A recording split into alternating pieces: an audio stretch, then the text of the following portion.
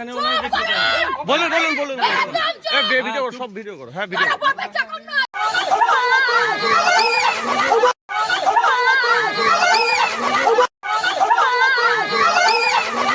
বর্ধমানের সাংবাদিক শেখ ইমতিয়াজের বাড়ি ভাঙচুরের ঘটনায় 24 ঘন্টার মধ্যে একাধিক অভিযুক্তকে গ্রেফতার করল বর্ধমান থানার পুলিশ। অভিযুক্তরা এলাকার এক প্রভাবশালী তৃণমূল নেতার ঘনিষ্ঠ। রাতের অন্ধকারে সাংবাদিকের বাড়িতে পরিকল্পিত হামলার ঘটনায় জেলা জুড়ে চাঞ্চল্য ছড়ায়। ওই ঘটনার খবর সংগ্রহে গিয়ে আরও একাধিক সাংবাদিককে দুষ্কৃতীরা হেনস্থা করে, শারীরিকভাবে মারধর করার পাশাপাশি মোবাইল ফোন ছিনিয়ে নেওয়া হয় বলে অভিযোগ। সংবাদকর্মীদের উপর এই ন্যাক্কারজনক হামলার প্রতিবাদে ঝড় ওঠে বিভিন্ন মহলে। এরপরই বর্ধমান থানার পুলিশ দ্রুত তদন্তে নামে। অভিযান চালিয়ে 24 ঘন্টার মধ্যে ঘটনায় জড়িত দুষ্কৃতীদের চিহ্নিত করে গ্রেফতার করতে সক্ষম হয় পুলিশ। ধৃতদের বর্তমান আদালতে পেশ করা হয়। পুলিশ সূত্রে খবর, ধৃতদের জিজ্ঞাসাবাদে হামলার নেপথ্যে থাকা আরও কয়েকজনের নাম উঠে এসেছে। তাদের খোঁজে জোরকদমে তল্লাশি চালাচ্ছে পুলিশ। সাংবাদিক মহলে এই ঘটনায় দোষীদের দৃষ্টান্তমূলক শাস্তির দাবি জানিয়েছে।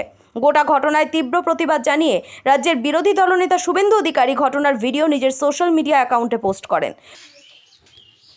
আমি ভাড়া বাড়িতে এখন আছি, যেহেতু বর্ষাকাল, বাড়িতে জল ঢুকে যাচ্ছে, তাই এই বাড়িটা ছেড়ে আমি ভাড়া বাড়িতে আছি। কি জোর জুলুম দেখুন বর্ধমান শহরের বুকে, অত্যাচার, গুন্ডারাজ।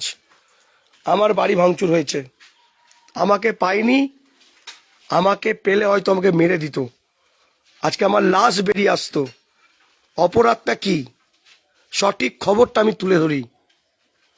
বর্ধমান দক্ষিণের বিধায়কের বিরুদ্ধে লাগাতার যে খবর পেয়েছি, সেই খবর আমি সম্প্রচার করেছি, সেটাই হয়তো অপরাধ, সেইটাই অপরাধ।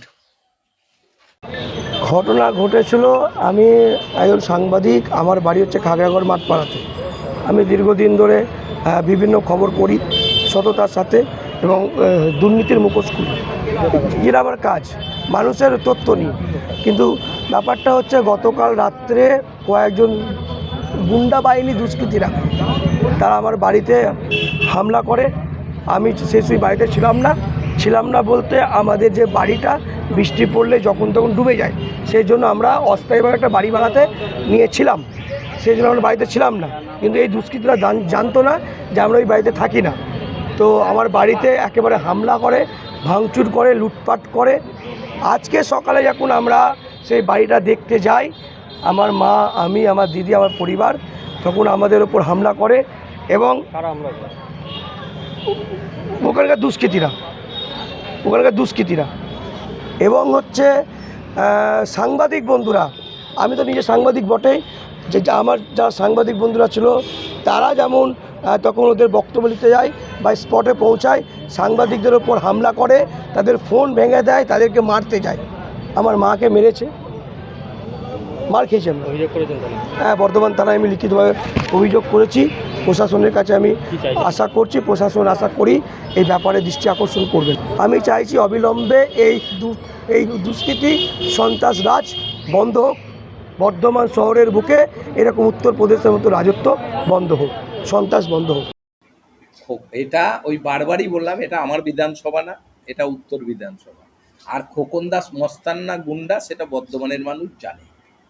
আর যেখানে আমাদের কোনো চিহ্ন নাই, আমরা যেখানে যাই না, তাহলে সেখানে আমার নামটা কি করে জড়ালো?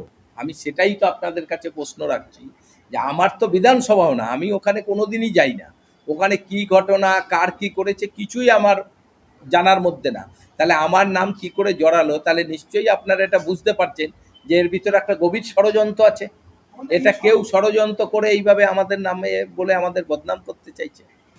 শুনুন, কার বাড়ি কতটা ভাঙছে আপনারা নিশ্চয়ই দেখবেন, আমি তো দেখিও নাই, আমি জানিও না। আর আমি সঠিকভাবে তার বাড়ি কোথায় তাও চিনি না, সেইটা আপনারা দেখবেন। আমাদের কথা হচ্ছে, যেই করুক, এটা অন্যায় করেছে। আমি সেই মতো সকালে প্রশাসনকে জানিয়েছি, যদিও আমার এটা দক্ষিণ বিধানসভা না, তবু তো যেহেতু আমার নামটা এরা জড়িয়ে দিচ্ছে, তাই আমাকে প্রশাসনকে বলতে হচ্ছে যে আপনারা কড়াভাবে এই যারা এর সঙ্গে দোষী তাদের ব্যবস্থা নিন আইনগতভাবে। সেটা আমি তো আইসিকে সকালবেলায় ওনার সঙ্গে আইসিকে প্রায় তখন 8:30 বাজে মনে হয়, তখনই আমি বলেছি কঙ্কালকালী বেরিয়েছি। আপনারা দেখছেন news.in, একতরফা নয়, নিরপেক্ষ খবর। আপডেটেড থাকতে সাবস্ক্রাইব করুন আমাদের চ্যানেল news.in আর বেল আইকনটি প্রেস করতে ভুলবেন না।